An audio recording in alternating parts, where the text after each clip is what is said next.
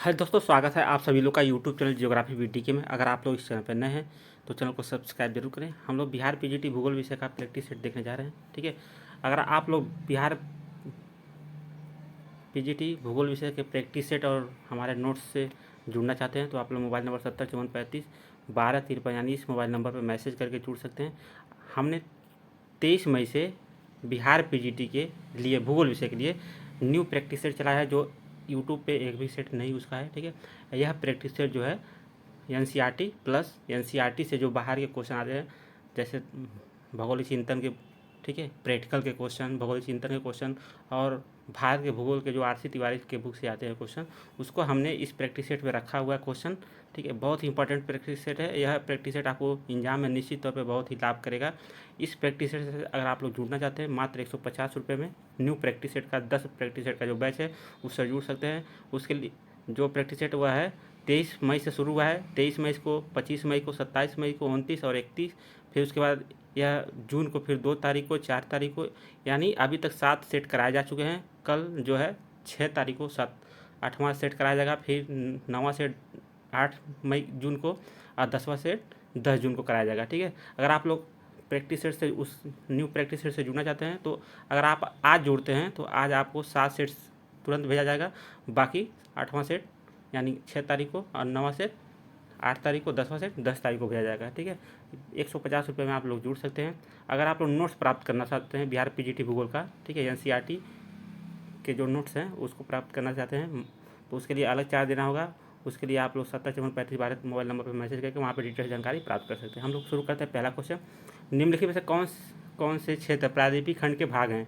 ए है कार्बी एंगलांग पठार, बी है मेघालय पठार, सी है छोटा नागपुर पठार, डी है एक से डी, ई में से कोई नहीं। तो इसका राइट आंसर डी, उपरोक्त में से एक से अधिक, यानी तीनों जो पठार हैं यह जो है आपके प्रायद्वीपीय खंड के भाग हैं। क्वेश्चन नंबर 2 देखते हैं। हिमालय पर्वत अभी भी युवावस्था में, इसका प्रमाण है?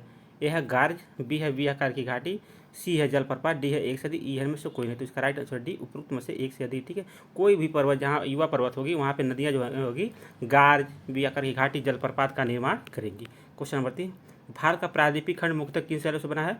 तो प्रायद्वीपीय जो खंड है मुख्यतः यह नीच और ग्रेनाइट से बना हुआ है। इसका राइट आंसर होगा डी, उपरोक्त में से एक से अधिक। हम लोग क्वेश्चन नंबर 4 देखते हैं। विश्व प्रसिद्ध कांगड़ा एवं कुल्लू घाटी स्थित है। ठीक है, जो कांगड़ा एवं कुल्लू घाटी है यह मध्य हिमालय और लघु हिमालय के मध्य हिमालय या लघु हिमालय में स्थित है। ठीक है, हिमालय को पूरा पश्चिम 3 समानांतर श्रेणियों में बांटा गया है। पहले पर्वत को कहते हैं हिमाद्री या महान हिमालय, दूसरे को मध्य हिमालय या, ठीक है, लघु हिमालय कहते हैं। इसी मध्य हिमालय या लघु हिमालय में ही कांगड़ा और कुल्लू, ठीक है, हिमाचल प्रदेश में यह घाटियाँ स्थित है। क्वेश्चन नंबर 5 देखते हैं। प्रायद्वीपीय पठार की सबसे ऊंची चोटी है? तो यह अनायमुड़ी पर्वत जो है प्रायद्वीपीय पठार की सबसे ऊंची चोटी है। क्वेश्चन नंबर 5 का ये हो जाएगा। ठीक है, क्वेश्चन नंबर 6 देते हैं। मेघालय पठार को 3 भागों में बांटा गया है, गारो, खासी, जयंतिया पहाड़ियाँ। इस विभाजन का आधार है, तो इसका जो विभाजन का आधार है वह है जनजातियाँ। ठीक है, यह गारो खासी जो जनजातियाँ हैं यह एक प्रकार की जनजातियाँ है, इन्हीं के आधार पर इन पहाड़ियों को भी नाम दिया गया है। क्वेश्चन नंबर 7 देते हैं। निम्नलिखित में कौन सा युग सुमेलित है? ए है वन्य प्राणी अधिनियम 1972, बिल्कुल सही है। प्रोजेक्ट टाइगर 1973, ये भी सही है। क्वेश्चन प्रोजेक्ट एलिफेंट, ये भी सही है। इसलिए इसका राइट आंसर डी, उपरोक्त में से एक से अधिक। क्वेश्चन नंबर 8 देखते हैं। मृदा का लाल रंग होने का कारण है? तो जो मृदा का लाल रंग होने का कारण है वह है लोहे के ऑक्साइड की उपस्थिति। क्वेश्चन नंबर हम लोग 9 देखते हैं। किसका प्रयोग करके मृदा की लवणता एवं क्षारीयता की समस्या का समाधान किया जा सकता है? तो यह जिप्सम, इसका राइट आंसर होगा 9 का सी। क्वेश्चन नंबर हम लोग 10 देखते हैं। एजेंडा 21 घोषणा पत्र का संबंध निम्नलिखित में से किस सम्मेलन से है? तो यह पृथ्वी शिखर वार्ता सम्मेलन जो रियो डी जेनेरियो ब्राजील में हुआ था उससे संबंधित है। क्वेश्चन नंबर 11, निम्नलिखित में से कौन उस कृषि प्रणाली को दर्शाती है जिसमें एक ही फसल लंबे चौड़े क्षेत्र में उगाई जाती है? तो इसको कहते हैं रोपड़ कृषि। ठीक है, रोपड़ कृषि। 11 हो जाएगा बी। तो रोपड़ कृषि के अंतर्गत बता देते हैं आपके जो भी होते हैं केला, ठीक है, उसके बाद नारियल, सुपारी, चाय, कहवा, ये सब आते हैं। क्वेश्चन नंबर 12, यह खरीफ के अंतर्गत बोई जाने वाली ऐसी फसल है जो खाद्यान्न और चारा दोनों में प्रयोग होती है। यह फसल 21 डिग्री सेंटीग्रेड से 27 डिग्री सेंटीग्रेड तापमान में पुरानी जलोढ़ मिट्टी में अच्छी प्रकार से उगाई जाती है। तो क्वेश्चन नंबर हो जाएगा आपका 12 का राइट आंसर बी, मक्का। मक्का जो है चारा और मोटे अनाज के रूप में, ठीक है, इसका उपयोग किया जाता है। क्वेश्चन नंबर 13, भारत के किस राज्य में रैट होल खनन किया जाता है? तो क्वेश्चन नंबर 13 का जवाब बी, मेघालय राज्य में जो जनजातियाँ होती हैं वहाँ पे कोयला जो खाना जाता है यह जनजातियों के द्वारा रैट होल खनन से किया जाता है, ठीक है। क्वेश्चन नंबर 14, निम्नलिखित में से कौन सा कथन समूहन बचत को परिभाषित करता है? तो क्वेश्चन नंबर 14 का हो जाएगा समूहन बचत, यह उद्योगों का नगरों के पास संकेंद्रण ही क्या कहलाता है? आपका समूहन बचत, यानी एक ही जगह कई प्रकार के उद्योग पाए जाएंगे तो उसमें उससे क्या होगा? बचत, समूहन बचत कहलाएगी। मान लीजिए कोई मोटरसाइकिल की, ठीक है, कंपनी खुल रही है तो उसके टायर वाले भी यहीं बगल में ही खुल जाए कंपनी, ठीक है। अन्य जो भी छोटे छोटे पार्ट बनाने वाली कंपनी यहीं बगल में ही खुल जाएंगी तो उनका परिवहन लागत जो है कम पड़ेगा, समय की बचत होगी। क्वेश्चन नंबर 15, भारत में निम्नलिखित में से कौन से प्राकृतिक पोताश्रय हैं? यह है कोचीन पत्तन, बी है मुंबई पत्तन, सी है विशाखापत्तनम, डी है उपरोक्त में से एक से अधिक, इनमें से कोई नहीं। इसका राइट आंसर है डी, उपरोक्त में से एक से अधिक, यानी कोचीन, मुंबई, विशाखापत्तनम ये सब प्राकृतिक पोताश्रय है। अगर चेन्नई यहाँ पे रहता तो जो चेन्नई है यह कृत्रिम पोताश्रय है। अब हम लोग क्वेश्चन नंबर 16 देते हैं, निम्नलिखित में से कौन से प्रत्यक्ष स्रोत पृथ्वी की आंतरिक संरचना के विषय में जानकारी प्रदान करते हैं? ए है धरातली चट्टान, बी है आकाशगंगा, सी है ज्वालामुखी उद्गार, डी है एक से अधिक, ई में से कोई नहीं। इसका राइट आंसर डी, उपरोक्त में से एक से अधिक, यानी ज्वालामुखी उद्गार और धरातली चट्टान ये दोनों प्रत्यक्ष स्रोत हैं पृथ्वी की आंतरिक संरचना के बारे में जानकारी के। क्वेश्चन नंबर 17, निम्नलिखित में कौन सा विकल्प सही है? यह है पृथ्वी के आंतरिक भाग से ऊर्जा निकलने के कारण भूकंपीय तरंगें उत्पन्न होती हैं, ठीक है। बी है वह स्थान जहाँ से ऊर्जा निकलती है उसे अधिकेंद्र कहते हैं, बिल्कुल गलत है। वह स्थान जहाँ से ऊर्जा निकलती है उसको उद्गम केंद्र बोलते हैं। सबसे पहले भूकंपीय तरंगों को उद्गम केंद्र पर महसूस किया जाता है, बिल्कुल गलत है।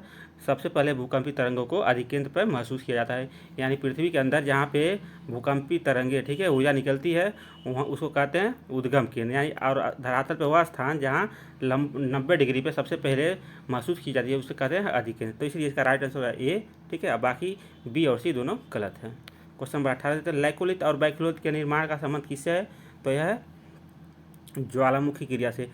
लैकोलिथ और बैक्लोलिथ जो एक प्रकार की आंतरिक चट्टानें हैं, ठीक है, ग्रेनाइट चट्टानें हैं जो पृथ्वी के अंदर ही लावा के जमने से इसका निर्माण होता है। तो यह ज्वालामुखी क्रिया से इनका निर्माण होता है। क्वेश्चन नंबर 19 देखते हैं, प्लेट संचलन के फलस्वरूप बनने वाली प्लेट सीमाओं के संबंध में निम्नलिखित में कौन सा असत्य पूछ रहा है? ठीक है, पहला है अब सारी सीमा के अंतर्गत प्लेटें एक दूसरे के विपरीत हटती है, बिल्कुल सही है। अब सारी सीमा पर नई प्रॉपर्टी का निर्माण होता है, यह भी बिल्कुल सही है। मान लीजिए दो प्लेटें हैं, जब एक दूसरे से दूर जाती हैं तो वहाँ से मैग्मा निकलता है, जो जमता है तो नई क्रस्ट का निर्माण होता है, बिल्कुल सही होता है। अभिसरण सीमा पर एक प्लेट दूसरे के नीचे धंसती है और भू प्रॉपर्टी नष्ट होती है, भी बिल्कुल सही है। तो पूछ रहा है कौन सा असत्य है? तो इसमें सब सही है, इसलिए इसका राइट आंसर ई, उपरोक्त में से कोई नहीं। क्वेश्चन नंबर 20 देखते हैं, मलबा अवधाब को किस श्रेणी में सम्मिलित किया जाता है? मलबा अवधाब को तीव्र प्रवाही बृहद संचलन में, ठीक है, रखा जाता है, यानी सम्मिलित किया जाता है। क्वेश्चन नंबर 21, निम्नलिखित में से किस भूआकृति निर्माण के कारक के द्वारा संप्रदाय का मैदान का निर्माण होता है? संप्रदाय जो मैदान का निर्माण होता है वह प्रवाहित जल द्वारा, यानी नदी द्वारा होता है। प्रवाहित जल का मतलब नदी ही होता है, ठीक है। आप लोग यह कभी मत भूलिएगा कि प्रवाहित जल है तो यह क्या होगा, नदी को ही प्रवाहित जल कहते हैं, ठीक है।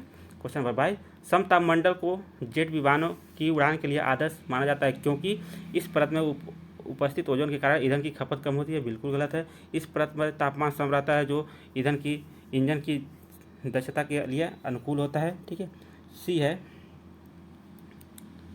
सी देखते हैं, इस परत में बादल तथा अन्य मौसमी घटनाएं नहीं होती, बिल्कुल सही है।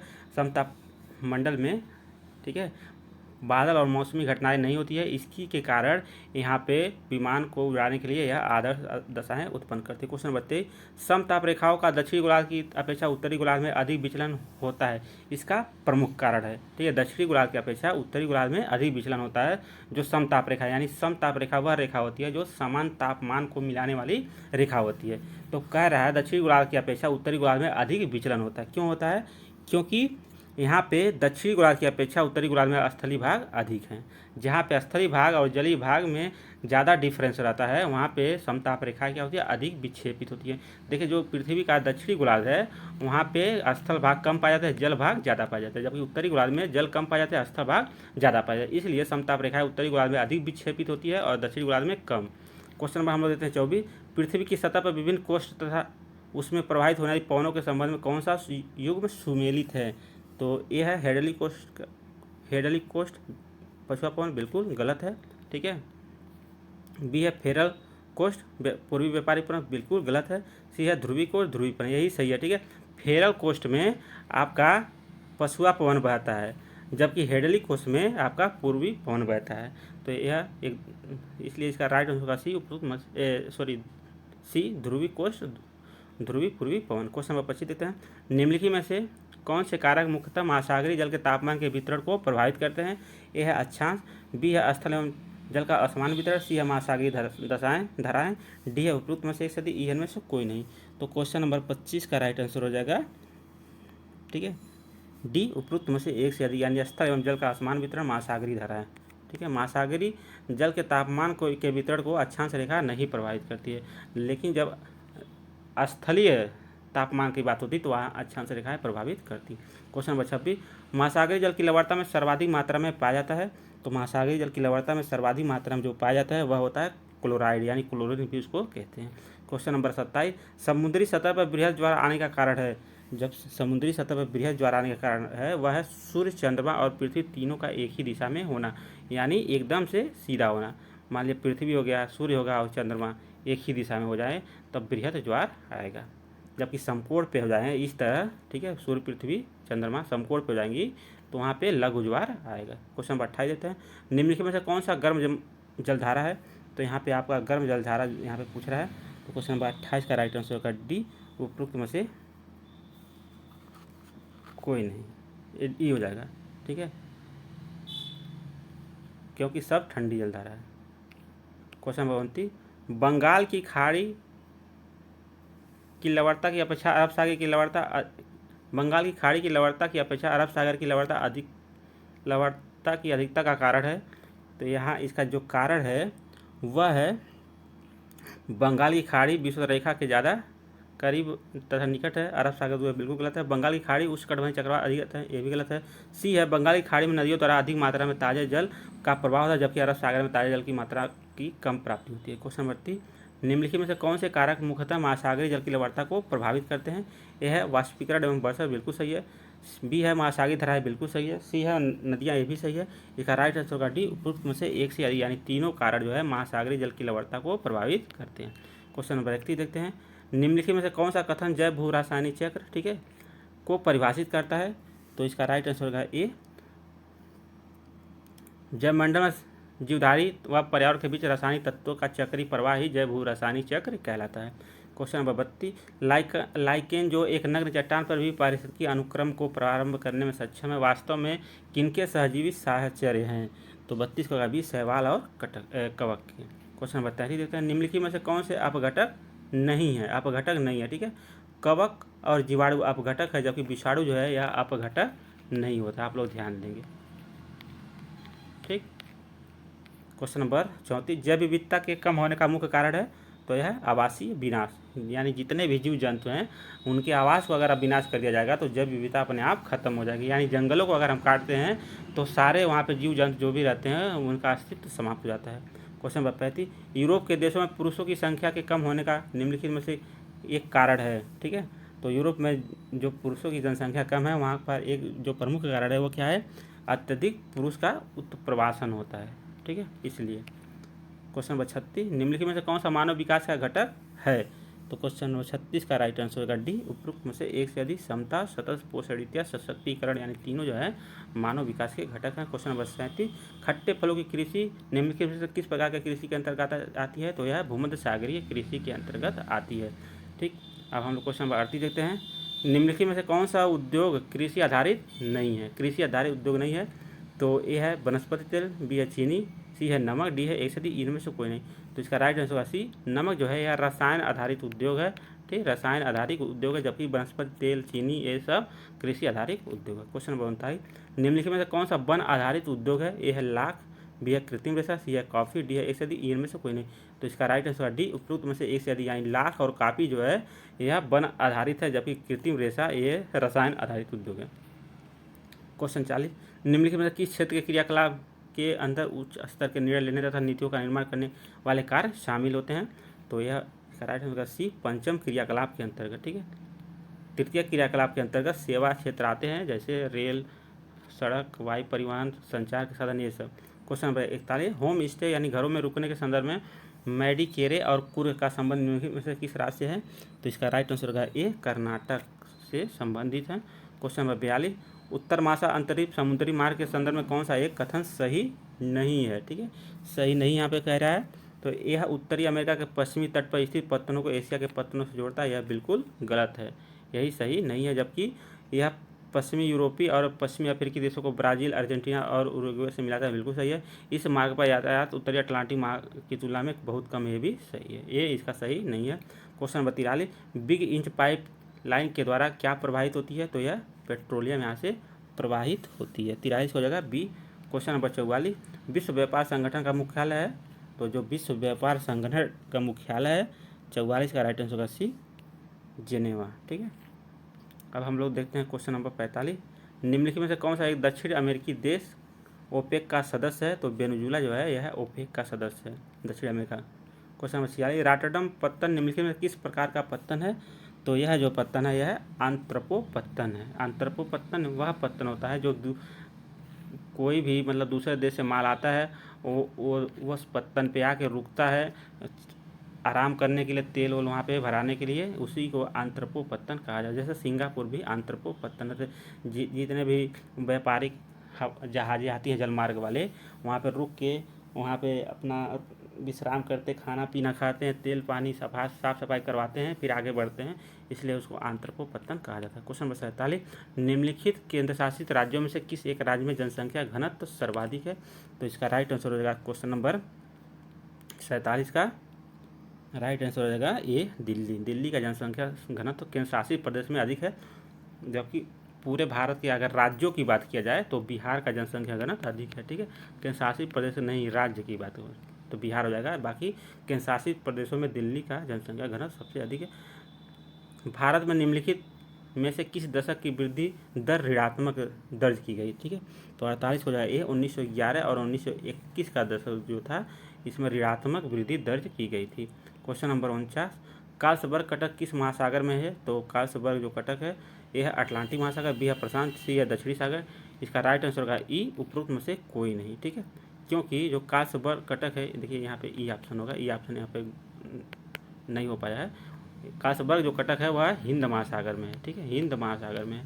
क्वेश्चन नंबर 50, निम्नलिखित में से कौन सा अंतर्राज्यीय प्रवास के अंतर्गत ग्रामीण से ग्रामीण धारा में स्त्रियों के अधिक प्रवास का कारण है? तो यह है विवाह, यानी ग्रामीण से ग्रामीण जो प्रवास होता है स्त्रियों का, उसमें सबसे जो प्रमुख कारण है वह विवाह है। आप लोग देखते हैं एक गांव से दूसरे गांव में स्त्रियों का जब विवाह होता है वह दूसरे गांव में जाती हैं, तो विवाह सबसे ज़्यादा कारण होता है। क्वेश्चन नंबर 51, निम्नलिखित में किस क्षेत्र में पल्ली बस्तियाँ बहुतायत पाई जाती हैं? तो क्वेश्चन नंबर 51 का जाएगा ये, हिमालय की निचली घाटी में पल्ली यानी पूर्वायुक्त बस्तियाँ पाई जाती हैं। क्वेश्चन नंबर हम लोग देखते हैं 52, पेट्रोलियम भंडार भारत के इन क्षेत्रों में सर्वाधिक पाए जाते हैं? ठीक है, कहाँ पे पाए जाते हैं? तो 52 का जगह बी, असम, गुजरात, मुंबई हाई अर्थात अरब सागर के अपतटीय क्षेत्र। क्वेश्चन नंबर 53, 1984 में प्राकृतिक गैस के परिवहन और विपणन के लिए निम्नलिखित में से किसकी स्थापना की गई थी? तो इसका राइट आंसर होगा सी, गैस अथॉरिटी ऑफ इंडिया यानी गेल की स्थापना की गई थी। क्वेश्चन नंबर 54, भारत में प्रचुर मात्रा में उपलब्ध महत्वपूर्ण नाभिकीय ईंधन है? तो यह है थोरियम। तो 54 का हो जाएगा बी। ठीक है, क्वेश्चन नंबर 55 देखते हैं, निम्नलिखित में से सीमा सड़क यानी BRO बॉर्डर रोड ऑर्गेनाइजेशन की स्थापना हुई थी? तो यह 1960 में हुई गई थी। मोस्ट इंपॉर्टेंट क्वेश्चन है, यह BPSC में कई बार पूछा जा चुका है। क्वेश्चन नंबर 56, भारत में अधिकतर विदेशी व्यापार किन मार्गों द्वारा होता है? किन मार्गों द्वारा होता है? अधिकतर विदेशी जो व्यापार होता है वह यह होता है। क्वेश्चन नंबर 56 का हो जाएगा, ठीक है, डी, उपरोक्त में से एक से अधिक यानी बी हो जाएगा इसका राइट आंसर, समुद्री एवं वायु मार्ग द्वारा सबसे अधिक विदेशी व्यापार होता है। क्वेश्चन नंबर 57, दक्षिण अफ्रीका के शीतोष्ण घास स्थल को कहते हैं? तो इसका राइट आंसर है ई, उपरोक्त में से कोई नहीं, क्योंकि दक्षिण अफ्रीका जो देश है वहाँ पे शीतोष्ण घास के स्थल को बेल्ट कहा जाता है, बेल्ट ऑप्शन में नहीं है। क्वेश्चन नंबर 58 देखते हैं, प्रकीर्ण प्रकार के बस्तियाँ मुख्यतः किन क्षेत्रों में पाई जाती है? तो यह जो पाई जाती है यह पहाड़ी क्षेत्रों में पाई जाती है। क्वेश्चन नंबर 59 देखते हैं, निम्नलिखित में से कौन सा महासागरीय क्षेत्र विश्व भर में सर्वोत्तम मत्स्य क्षेत्र माना जाता है? तो यह वह क्षेत्र जहाँ गर्म एवं शीत धाराएं मिलती हैं, वहाँ पे सबसे ज़्यादा मत्स्य क्षेत्र पाया जाता है, जैसे यूरोप में। ठीक है, डाबर बैंक। क्वेश्चन नंबर 60, महासागर में ज्वार भाटा की उत्पत्ति के प्रमुख कारण हैं? ठीक है, तो इसका जो प्रमुख कारण है यह सूर्य एवं चंद्रमा के गुरुत्वाकर्षण बल के कारण होते हैं। क्वेश्चन नंबर 61, जब द्रवित मैग्मा ठंडा होकर ठोस हो जाता है तब इन प्रकार के बने सेल को कहते हैं, तो उसको कहते हैं आग्नेय सेल बोला जाता है। Question number 62, great dividing range पर्वत किस देश में है, तो यह है ऑस्ट्रेलिया में। ठीक है, अब ऑस्ट्रेलिया में किस राज्य में है, के किनारे है, तो वह क्वींसलैंड राज्य के किनारे है। ये भी एग्जाम में पूछ देता है, हमने प्रैक्टिस सेट में इसको कराया भी है। क्वेश्चन नंबर 63, निम्नलिखित में से कौन सी विश्व की सबसे लंबी पर्वतमाला है, तो विश्व की सबसे जो लंबी पर्वतमाला है वह है राकीज पर्वत। तो ऑप्शन में राकीज पर्वत नहीं है, तो इसलिए इसका राइट आंसर होगा ई, उपरोक्त में से कोई नहीं। क्वेश्चन नंबर 64, किसी स्थान की जलवायु के निर्धारण में कौन कौन से कारक महत्वपूर्ण होते हैं। किसी भी स्थान के जलवायु के निर्धारण में कौन कौन से कारक महत्वपूर्ण होते हैं, तो इसका राइट आंसर होगा डी, उपरोक्त में से एक से अधिक। ठीक है, यानी स्थान की स्थिति, यानी वह किस अक्षांश पे है, ऊंचाई यानी वह मैदानी भाग है या पठारी है या ठीक है पहाड़ी है, उसकी समुद्र से कितनी दूरी है, 2 किलोमीटर है, 10 किलोमीटर या 100 किलोमीटर, ये सब तीनों। क्वेश्चन नंबर 55, भारत की स्थलीय सीमा कितने देशों से जुड़ी हुई है, तो भारत की जो स्थलीय सीमा है वह 7 देशों से जुड़ी हुई है, जबकि जलीय सीमा 2 देशों से जुड़ी हुई है। स्थलीय सीमा से जुड़े हुए जो देश है पाकिस्तान आपके हैं, अफगानिस्तान है, चीन है, ठीक है, नेपाल है, उसके बाद भूटान है, फिर म्यांमार है, उसके बाद बांग्लादेश। जो जलीय सीमा से लगे हुए देश है वह आपके मालदीव और श्रीलंका है। यह सब आप लोगों को ध्यान देना चाहिए। क्वेश्चन नंबर 66, जल मंडल में जल की कौन कौन सी अवस्थाओं को सम्मिलित किया जाता है, तो ए है जल, बी है बर्फ, सी है जलवाष्प। तो इसका राइट आंसर डी, उपरोक्त में से एक से, यानी जल, बर्फ और जलवाष्प तीनों जल मंडल में ठीक है शामिल किए जाते हैं। क्वेश्चन नंबर 67, जैव मंडल के अंतर्गत कौन कौन से परिमंडल शामिल हैं, तो जैव मंडल के अंतर्गत इसमें आपके स्थल मंडल, जलमंडल, वायुमंडल तीनों को शामिल किया जाता है। इसका राइट आंसर होगा डी, उपरोक्त में से एक से। क्वेश्चन नंबर 68, भारत का मानक समय जो ग्रीनविच के मानक समय से कितना आगे या पीछे है, तो यह 5 घंटा 30 मिनट आगे है। ठीक है, भारत का जो मानक अक्षांश रेखा है वह 82 डिग्री 30 मिनट है। ठीक है, जो मिर्ज़ापुर से, उत्तर प्रदेश के मिर्ज़ापुर से खींची गई है। क्वेश्चन मतलब जाती है। बिहार का अधिकतम लिंगानुपात यानी 1021 प्रति 1000 पुरुषों व महिलाओं की संख्या वाला जिला है, तो जो यह जिला है उसका नाम है गोपालगंज। ठीक है, क्वेश्चन नंबर 70, निम्नलिखित में से किस राज्य की सीमा बिहार से लगती है, तो इसका राइट आंसर होगा डी, उपरोक्त में से एक से, यानी उत्तर प्रदेश, पश्चिम बंगाल, झारखंड तीनों की सीमा बिहार से लगती हुई है। क्वेश्चन नंबर 71, हिमालय पर्वत श्रृंखला की किन 2 श्रेणियों के बीच सिंधु नदी अपवाहित होती है। इस क्वेश्चन में बहुत सारे लोगों को ठीक है डाउट होता है। इसका राइट आंसर जो है लद्दाख और जास्कर के बीच में यह सिंधु नदी गुजरती है, मतलब बहती है। क्वेश्चन नंबर 71 का होगा बी, बहुत सारे लोगों को पता होता है काराकोरम और लद्दाख, काराकोरम ठीक है, यह बिल्कुल गलत है। काराकोरम और लद्दाख से आपकी श्योक नदी बहती है। तो आप लोग ध्यान देंगे, जो सिंधु नदी है आप जब एनसीईआरटी पढ़ेंगे वहाँ पे दिया हुआ है। ठीक है, लद्दाख और जास्कर के बीच से गुजरती है। क्वेश्चन नंबर 72, भागीरथी एवं अलकनंदा नदी का संगम किस जगह पे होता है, तो यह होता है देवप्रयाग में, देवप्रयाग। क्वेश्चन नंबर 72 का जगह बी। क्वेश्चन नंबर 73 देखते हैं, मानव निर्मित गोविंद सागर झील का संबंध किस परियोजना से है, तो जो गोविंद सागर झील है वह दामोदर घाटी भाखड़ा नांगल परियोजना से है। ठीक है, यह तो गोविंद पंत सागर है, तो गोविंद पंत में अंतर है और गोविंद सागर में अंतर है, आप लोग ध्यान दिए।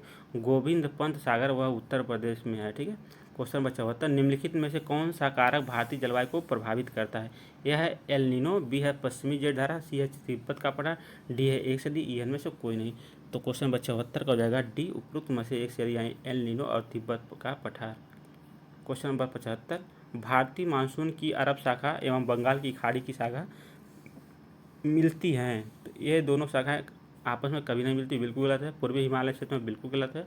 ठीक है, इसका राइट आंसर सी, गंगा के मैदान के उत्तर पश्चिम भाग में, यानी दिल्ली दिल्ली हिमाचल प्रदेश के आसपास। क्वेश्चन नंबर 76, निम्न में से कौन से क्षेत्र पीठ मृदा के विकास के लिए सर्वाधिक अनुकूल हैं, तो क्वेश्चन नंबर 76 का भी भारी वर्षा एवं उच्च आर्द्रता जो होती है पीठ मृदा के विकास के लिए सर्वाधिक उपयुक्त होती है। क्वेश्चन नंबर 77, पृथ्वी पर वायुदाब के वितरण के संबंध में कौन सा कथन असत्य है। ठीक है, तो इसका राइट आंसर हो जाएगा आपका, देखते हैं, विषुवत वृत्त के आसपास के क्षेत्र को विषुवत निम्न अवदाब के नाम से जाना जाता है, बिल्कुल सही है। 30 डिग्री उत्तरी और 30 डिग्री दक्षिण को उपोष्ण उच्च वायुदाब कहा जाता है, इसको भी बिल्कुल सही है। असत्य पूछ रहा है। ठीक है, क्वेश्चन नंबर 77 का, ध्रुवीय क्षेत्रों के निकट वायुदाब कम होता है, बिल्कुल गलत है। ध्रुवीय क्षेत्रों के निकट वायुदाब जो होता है वह उच्च होता है यानी अधिक होता है। तो इसका राइट आंसर होगा सी, उपरोक्त में से एक से सॉरी ध्रुव के निकट वायुदाब कम होता है, यह बिल्कुल गलत है। ठीक है। क्वेश्चन नंबर 78, देश में एकमात्र उद्योग कौन सा है जो मूल्य श्रृंखला यानी कच्चे माल से उत्पादक आत्मनिर्भर एवं पूर्ण है? तो यह है वस्त्र उद्योग। बहुत ही इंपॉर्टेंट क्वेश्चन है, कई बार यह बीपीएससी में दोहराया जा चुका है। क्वेश्चन नंबर 79, लाडांग स्थानांतरित कृषि किस देश में पाई जाती है? तो इसका राइट आंसर है ई, उपयुक्त में से कोई नहीं, क्योंकि जो लाडांग स्थानांतरित कृषि है वह इंडोनेशिया मलेशिया में पाई जाती है, दोनों देश में, इंडोनेशिया और मलेशिया में। आप लोग ध्यान देंगे। ठीक, यह भी कई बार पूछा गया है। अब हम लोग क्वेश्चन ला देते हैं। यह किसने कहा है कि भू स्तंभ के ऊपरी भागों में कम घनत्व तथा निचले भागों में अधिक घनत्व होता है? तो हिस्कैनन महोदय ने कहा था। ठीक है।